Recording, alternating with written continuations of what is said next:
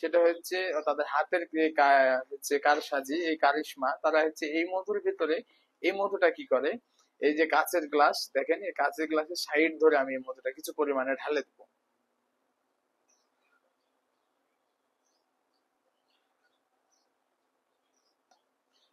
এই যে আমি কাচের গ্লাসে কিছু পরিমাণে আমি এই মধুটা ঢেলে দিলাম।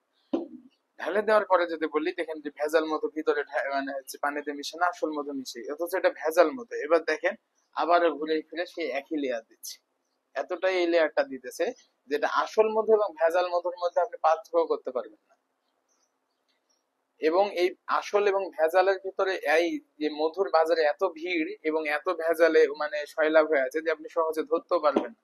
এই ভেজাল মধু করতে হলে তারা মধু মিশিয়ে তারপর অন্য কিছু ভেজাল করে, এটা সরাসরি কেমিক্যাল বা চিনি এরকম কোনো কিছু মিশ দিতে পারে না। দেখেন কি চমৎকার ভাবে আমি আপনাদের সামনে এটা প্রমাণ করতে পারতেছি যে আসল মধু এটা এবং ভেজাল মধু এটা, কিন্তু তাদের ব্যবহার ঠিক একই। এতটাই একই যে তারা মানে খুব কাছাকাছি ব্যবহার করতেছে।